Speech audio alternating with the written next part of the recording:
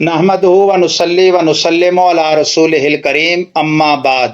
دوستان ذی وقار، تعارف فتاوی رضویہ قسط نمبر 20 میں جلد 20 لے کر حاضر ہوئے ہیں بحمد اللہ تعالی۔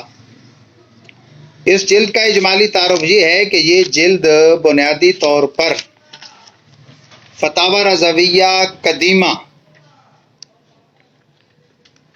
جلد ہشتم المجدد احمد رضا اکیڈمی کراچی کے مطبوعہ کے پیج 256 سے آخر تک 334 سوالات کے جوابات اور 598 صفحات پر مشتمل ہے۔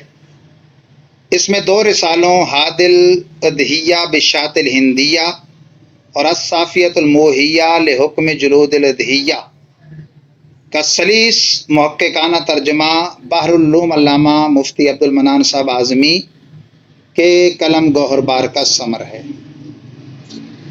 اس جلد کی بقیہ عربی و فارسی عبارات کا ترجمہ استاد گرامی قدر حضرت علامہ حافظ عبدالستار سعیدی دامت برکاتہم القدسیہ نے فرمایا۔ اس جلد میں گراں قدر تحقیقات رضویہ پر مشتمل 3 مقالہ جات ہیں۔ نمبر 1، سبل الاصفیاء فی حکم الذبح للاولیاء، محررہ 1312 سن ہجری، تکبیر کہہ کر بزرگوں کے نام پر ذبح کیے جانے والے جانوروں کا حکم۔ یہ جو فعل ہوتا ہے اس کو ذبحن کہتے ہیں۔ ذبحن اور ذبی اور مذبوح یہ اس جانور کو کہتے ہیں، اور ذبح کا فعل کرنے والے کو ذابح اور اس جانور کو مذبوح ذبی ذبحن۔ نمبر 2، حاد الادہیہ بالشاۃ الہندیہ، محررہ 1314 ہجری، بھیڑ کی قربانی کے جائز ہونے کا اثبات۔ نمبر 3، الصافیۃ الموحیہ لحکم جلود الادہیہ 1307 ہجری کا لکھا چرہ ماہ قربانی کے مصارف کی تحقیق۔ انفس الفکر فی قربان البقر بھی اس سے مناسب تھا مقالہ، ہندوستان میں گو کشی سے متعلق، لیکن یہ کتاب السیر سے زیادہ مطابقت رکھتا تھا، تو یہ موجودہ فتاوی رضویہ تخریج شدہ کی 14ویں جلد میں گزر چکا۔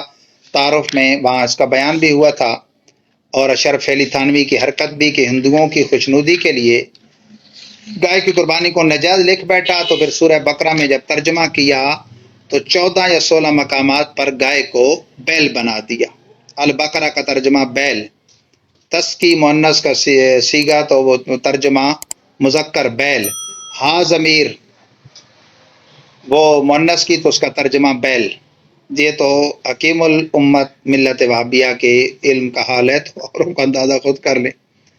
اسی جلد میں اعلی حضرت کا ایک واقعہ ہے، وہ میں سناتا ہوں انشاءاللہ۔ خسی کی قربانی غیر خسی سے افضل ہے، پیج 444 سینگ کا مسئلہ یہ ہے، دم کان اور چکی وغیرہ تو یہ ہوتا ہے نا کہ 1/3 تک کٹیں تو مکروہ، اس سے زائد کٹے ہوئے ہوں تو قربانی ناجائز، لیکن سینگ پیدائشی نہ ہوں یا تھوڑے بہت کٹ جائیں یا جڑ تک کٹ جائیں، قربانی جائز ہے جب تک اندر کا سینگ گودے کی نوک تک نہ ٹوٹے، اندر سے نہ نکل آئے۔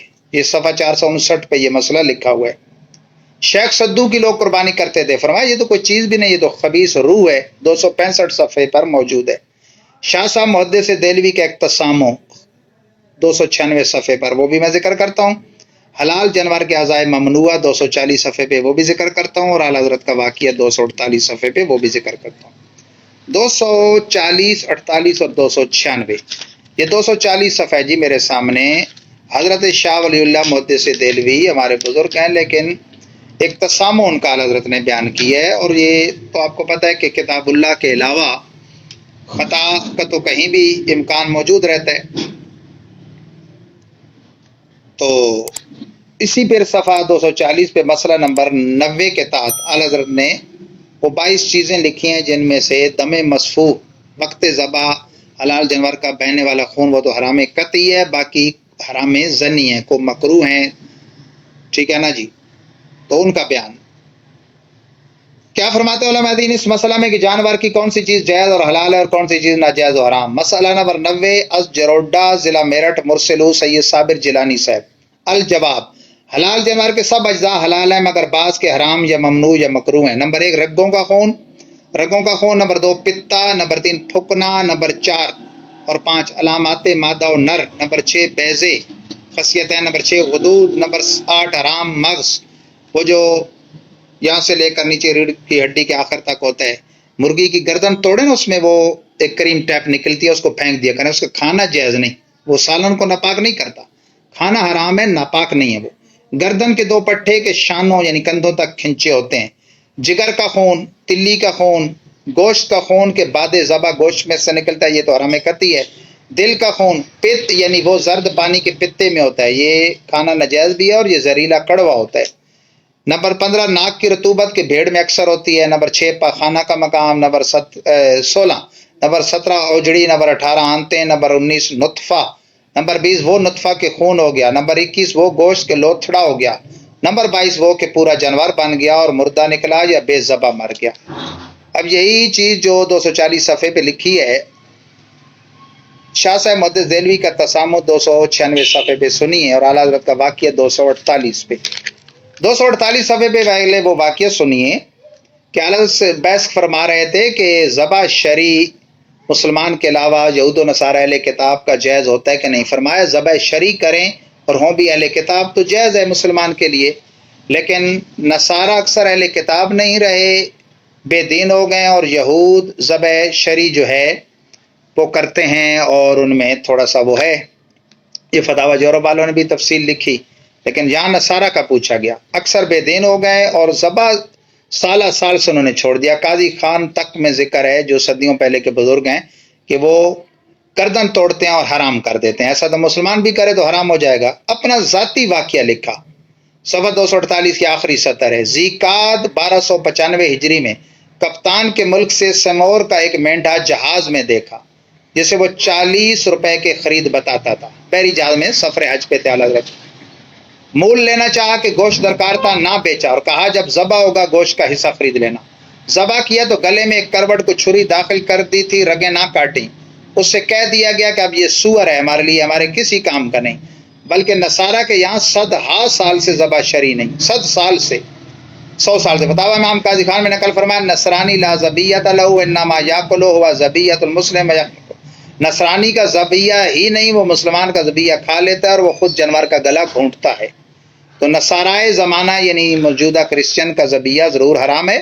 یہود کا حال معلوم نہیں، اگر ان کے یہاں بھی ترک تکبیر یا ذبح کی تغییر یعنی ذبح کا طریقہ ہی انہوں نے شرعی چھوڑ دیا ہو، یا اللہ کا نام نہ لیتے ہوں، حضرت عزیر کا لیتے ہوں، یا موسیٰ کا، تو حکم حرمت ہے، ورنہ بے ضرورت ناپسندی و کراہت، ضرورت نہیں ہے. کیوں ان کا؟ باقی قادیانیوں کا لکھا صریح مرتد ہے، ان کا ذبیہ قطعی مردار ہے.